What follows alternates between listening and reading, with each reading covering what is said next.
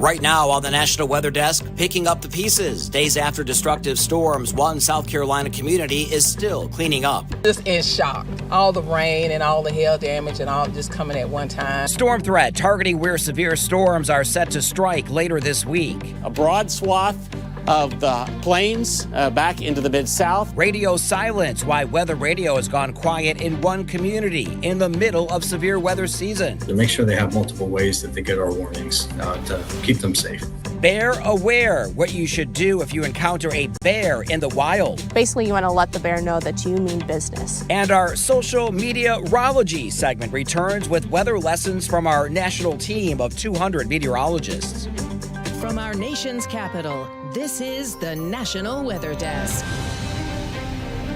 Good morning and welcome to the National Weather Desk. I'm meteorologist Steve Rudin from WJLA in Washington, D.C. It's been 4 days since one of the most damaging storms in recent memory struck Rock Hill, South Carolina. Power was finally restored to the town. However, the cleanup and recovery will take much longer. Schools are reopening today for the first time since the storm. Meteorologist Clara Faith is in Rockville and has more. Golf balls just came out of nowhere. Downed trees and power lines are all you can see throughout the south side of Rock Hill Tuesday. Days after severe weather pushed through Saturday with winds up to 90 miles per hour. Some people are still without power. I was just in shock. All the rain and all the hail damage and all just coming at one time. This social media video from Saturday shows the situation in Gloria Ann Curitan's neighborhood Saturday. She lived in Rock Hill her whole life and says when the storm started, she and her family took cover. And we ran in the house, and once we ran in the house, that's when it knocked my tree down and hit my fence. Her neighbor's home across the street was destroyed after 2 trees fell on his house and car. He was terrified to find out that when I called him that his the tree had fell on the front of the house and the back of the house. But he came on yesterday and he kind of cut some of the stuff down. And we all pitched in. Golf ball sized hail also did heavy damage in the area that people are still recovering from. No, the power came on. I haven't been able to drive. I can't drive because I don't want my glasses shattered in my face. Meteorologist Stephen Wilkinson of the National Weather Service in Greenville says what happened here is a rare event. So one of the unusual things about this storm in York County on Saturday was the large hail combined with the very damaging wind. A lot of times you see them kind of separate. As this community deals with the damage left behind, everyone is leaning on each other. It's been a fairly quiet weather week across the country, but that's about to change as severe spring storms continue. Strong winds moved through Texas last night. They may have been responsible for this train derailment outside of Abilene, Texas. The derailment is under investigation. Gusts approached upwards of 60 miles per hour. Meteorologist Barry Brandt has more on the storms heading to the nation's midsection. Well, it's been a relatively quiet severe weather stretch in the middle part of the United States during springtime. It's about to ramp up. We've got 2 storm systems the next few days. An area of low pressure and an attendant cold front will be swinging through. That's late week. So into Thursday and Friday, a severe weather threat, a little lull on Saturday. But in advance of the next system, Saturday night and Sunday, another round of severe weather is certainly possible before it kicks on out. Friday, a broad swath of the plains back into the Mid-South in a slight risk for severe weather. That's on Friday. Saturday, it'll be concentrated more in Oklahoma, Kansas, down into North Texas, and then it migrates east through a broad area of the mid-Mississippi Valley and down through Arkansas and northwest Louisiana. Not just a severe weather threat, including the threat for tornadoes, but a big area that will see 4 to, in some cases, 6+ inches of rain. NOAA's Weather Radio Network is a vital source of information, especially in places where weather can strike at any time. It's broadcast 24/7, 7 days a week, all year round, with dozens of transmitters in every state. This is not the case in Cedar Rapids, Iowa, where the system has been down now for 10 days. Plus, a round of severe weather could arrive as soon as this Friday. Meteorologist Gracie Frund has more. The Cedar Rapids NOAA Weather Radio has been down for 10 days now, highlighting why it's so important to have multiple trusted sources to keep up with severe weather alerts. Now, there are other radio stations in eastern Iowa providing some coverage overlap with our area, but the National Weather Service says they're hoping to get the Cedar Rapids station back online by Friday, as long as the weather cooperates. It's going to be a brand new antenna and cabling on the system, and it actually should hopefully be maybe even a better broadcast. Part of the problem is they have to go up 250 feet, so wind and storms are a problem for the contractors. This is actually an opportunity for everybody out there to make sure they have multiple ways that they get our warnings to keep them safe. And the best thing you can do to keep yourself safe during severe weather is to be prepared, stay informed, and take action if needed. Hurricane season is fast approaching. Meteorologist Vetus Reed looks at how a La Nina winter weather pattern could impact the severity of this year's storms. We're looking at a La Nina season with activity. That means above normal amount of storms for the Atlantic basin. And one of the reasons is because we do have less storms and more wind shear on the West Coast. And it looks like over the Central Pacific Ocean, we do have cooler and drier conditions out there.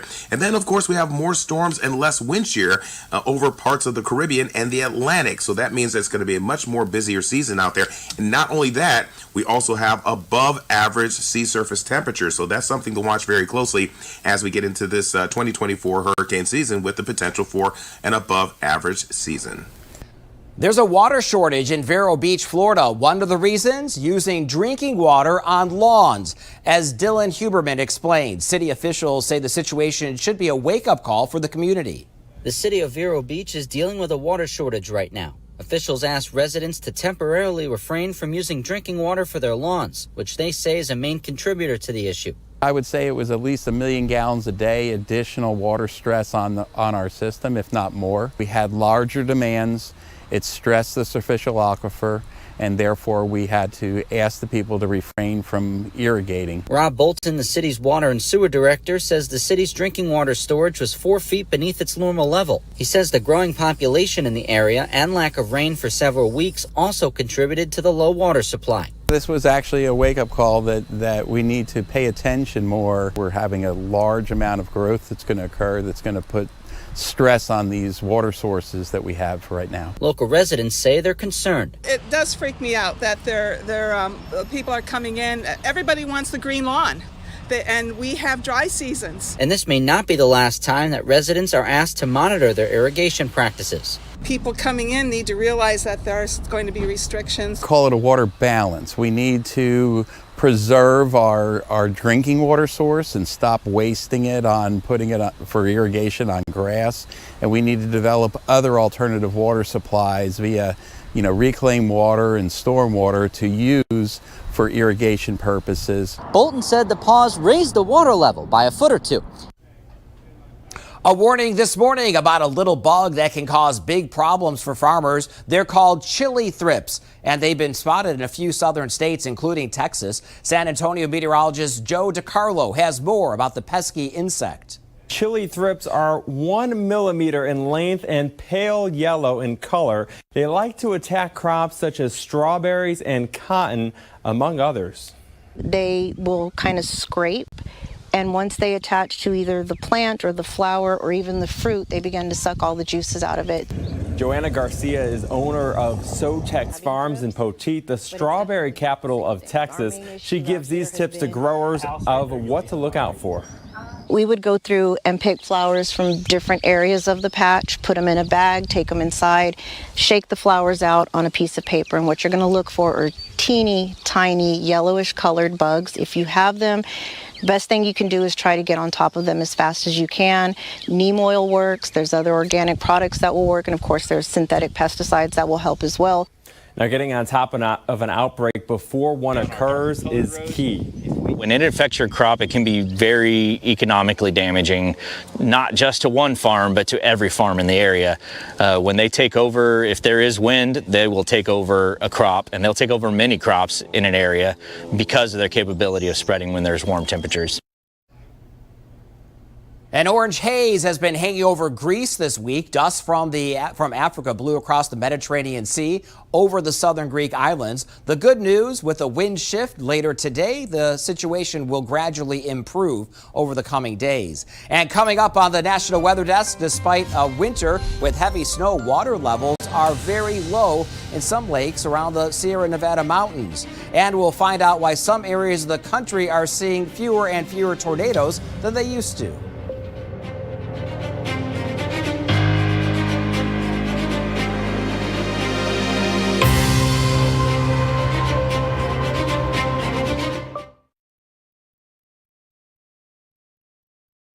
I'm meteorologist Charlie Lopresti with Look at the Northeast. We have a little bit of wet weather moving into the Northeast this morning. Here we are during the morning hours with a period of light rain moving through.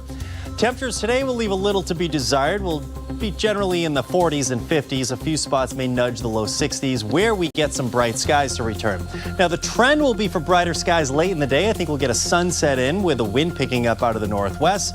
We'll start our Thursday with temp around 30 degrees, and afternoon highs will struggle to get above 50.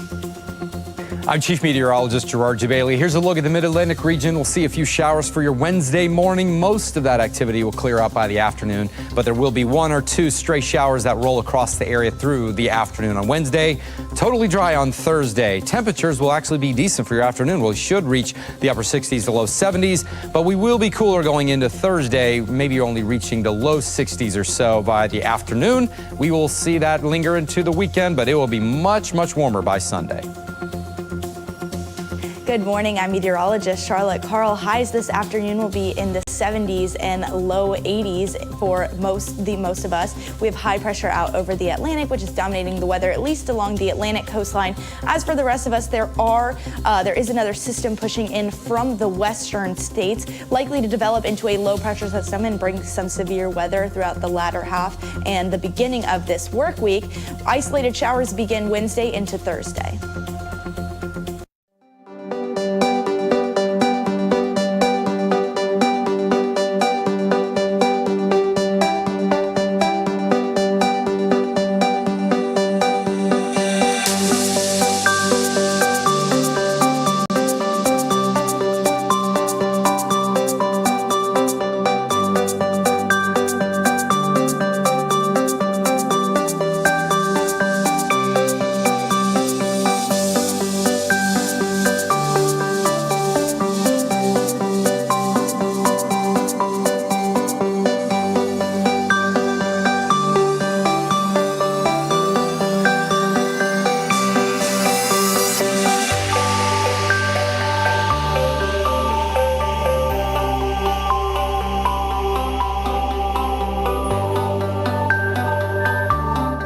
You are watching the National Weather Desk.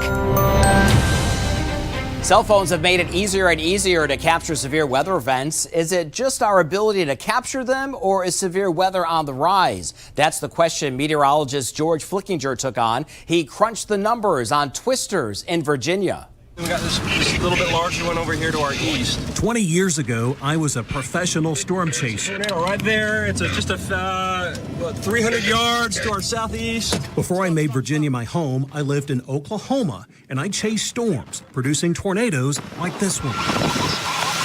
You are looking at some of my old tornado chasing videos. It's getting ready to go through the east part of this town. These days in Virginia, you're certainly seeing more tornado pictures and video than you used to, compared to decades ago. But are we actually seeing more large tornadoes in Virginia? You might be surprised at the results. I researched significant tornadoes in Virginia over the last 50 years. This means EF2 rated and stronger. This graphic shows you the EF scale from EF0, which is a small tornado, to EF4 and EF5 rated twisters. Since 1975, large tornadoes have been reported every decade. When I analyzed the data myself, this surprised me the most. The most active 10-year stretch for EF2 plus tornadoes in Virginia occurred years ago, between 1975 and 1984. This means there were more large tornadoes being recorded in Virginia 40 to 50 years ago than we're seeing now. This is the number of large tornadoes in Virginia going back over the last 50 years. And we're looking at the number of large tornadoes for every 10 years. So between 1975 and 1984, there were 31 large tornadoes. But check out the numbers since then. We actually have not seen an increase in the number of EF2 and stronger tornadoes. Over the last 40 years, the number of large twisters has actually been fairly consistent in Virginia.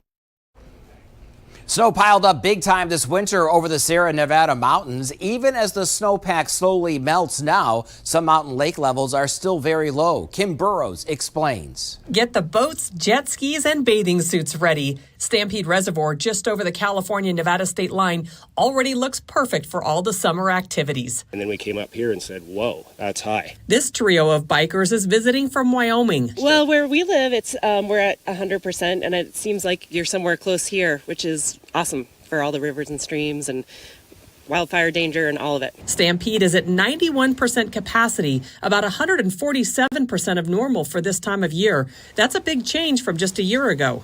Going into last year, everything was very low because we had a very dry year before that. Last year was huge, filled up the reservoirs. But right now, not all the area reservoirs are as full as Stampede. Downstream from Stampede is Boca Reservoir, and it's at about only 32% capacity. Water had to be released down the Truckee River to meet minimum flow numbers. Stampede, Boca, and Prosser reservoirs and Donner Lake store water. You can see they're all well below their capacity now. We asked the federal water master his water level predictions as the snow melts and we push into spring and summer. So it just depends on what the weather does. You know, if we continue to get these cold cycles and precipitation patterns, and hopefully we will, then it'll kind of add to it and maybe delay the runoff. If it decides to warm up and be done with precip, then it'll come off faster and it'll change things. As spring temperatures rise, so do the number of bear encounters. Taylor Thompson is in North Carolina. She spoke with a bear expert to find out how this year's weather is increasing sightings and what you should do if you encounter a bear while outside. Bears are becoming more active, especially with this beautiful weather we've been having. That kind of makes them even more active. But right now, there's not a ton of berries or nuts available yet, which means that bears will be after insects and whatever other food source they can find. Especially easy food resources. So you may encounter them when you're out hiking or even just walking the dog through the neighborhood. Hobbs says you could really run into a bear anywhere. We have bears that go about their whole life cycle just in downtown Asheville. Adding that when you do encounter a bear, a good rule of thumb is to immediately stop moving. Don't approach the bear more. You can grab a quick picture if you're able to do so, and then you want to back up in the opposite direction. If a bear does continue to approach you after you back up, you want to hold your ground. Get big and scary. If you have a jacket or a backpack, something like that, you can put it over your head, wave it around, make some crazy noises. Basically, you want to let the bear know that you mean business. And if it continues to come closer after you've held your ground, then is the time to pull out your bear spray. Bear spray is a wonderful, effective tool at deactivating a bear from coming towards you. The last thing you ever want to do during a bear encounter, run. Bears are primarily going to be targeting plants. They're not necessarily out hunting as their main food resource, but they do have that hunting instinct. Meaning that if you start running, you could trigger that instinct to chase. But Hobbs says that you really don't need to be afraid if you see a bear, just simply use common sense. Because at the end of the day, a black bear is more scared of you than you are of them. A lot of times I'll say you see bear butts. You see them as they're running away from you. And that's how it should be. That's how a bear should react to a human. And now time for a segment we call Social Meteorology. This is where we highlight 3 social posts from our team of 200 meteorologists across the country. Today we're talking about the northern lights, contrails, and tree pollen. We start with Justin Chambers in Baltimore. What is up, friends? We are taking a look at my family of trees here at the Fox 45 News Studios in Baltimore. Woo! Beautiful shot there of Rico. There's Margaret. Oh, Margaret's looking good. And Stu. Stu's always standing tall. Now, we have more blue skies today, plenty of sunshine. Even though those pollen numbers are up, you actually don't see the buds or the flowers on the trees, but you're seeing the leaves. So this is the height of tree pollen season, and we're not getting rain anytime soon. Maybe a few showers tonight, but family of trees, aside for Rico's bald spot right there, looking pretty good. Good morning. Here's a perfect example of why contrails don't last on dry, sunny days. Notice how it's evaporating very quickly because the humidity up there is very dry. When we see a lot of contrails, that's when the humidity up there is rather high. Did you know that the Aurora Borealis actually has seasons? So Aurora season is from late August through mid-April. And that's because during those months, nights are longer, and in order to see the lights, you need full darkness. And you can see the lights during the summer months, but you need to be looking low along the horizon. So the northern lights are created when charged particles from the sun interact with Earth's atmosphere. Those charged particles are called solar wind. And when that solar wind hits Earth's atmosphere, all these colorful colors are created due to a chemical reaction. The most common colors are green, red, and purple. And before we head to break, a quick view of the mountains in Italy. Enjoy.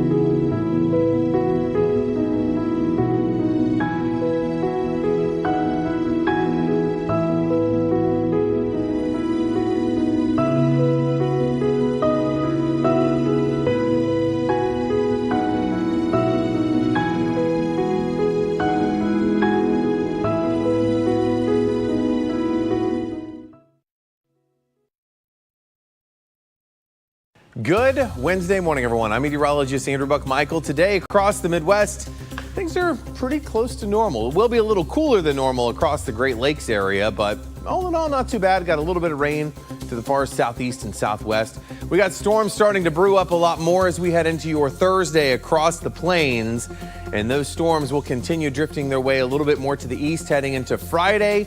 So be aware there is the potential for some severe weather as well as we head into later this week. Good morning, I'm meteorologist Alex Garcia. Here's a look at your regional weather. Things are a little bit warmer this morning than we see the last few mornings. We're in the 50s, 60s, even some 70s well down to the south. We'll be keeping an eye on this low. It looks like it's going to fire up maybe a few little storms into Oklahoma, Arkansas, and maybe into northeast Texas. Everybody else will just be warm and humid. I'm meteorologist Alex Garcia. That's a look at your regional weather. Well, hi, everybody. Hope you're having a wonderful Wednesday morning. I'm meteorologist Shannon O'Donnell. It's late April out west, and it's starting to get toasty. We've already hit the triple digits earlier this week in southern Arizona. Today, we actually cool it down to 93 out of Phoenix. Mid to upper 70s out of Denver, 64 as we cool it in Portland. That's because the next weather maker in the northwest is this front, which will join up with the scattered showers over Salt Lake City later today. And that's the scene from here.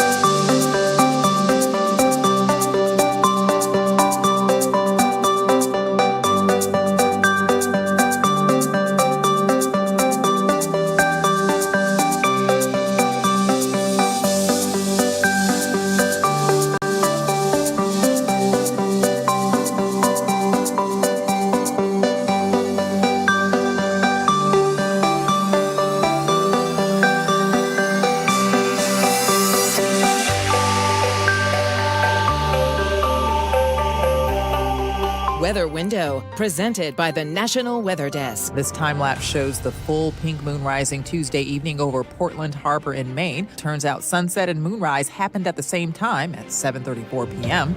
A recent daybreak in fiery fashion near Bristol, which has twin cities in Virginia and Tennessee. And this swatch captured in a carpet of blue-eyed Mary flowers near Ohio's Sunfish Creek. These annuals bloom from mid-April to early May. Missouri meteorologist Sharon Ray shares an interesting cloud photo submitted by a viewer. Beautiful cloud photo of these altocumulus clouds taken by Joe Johnston. Altocumulus clouds, they usually form in the mid-levels of the atmosphere, 6,500 to about 20,000 feet.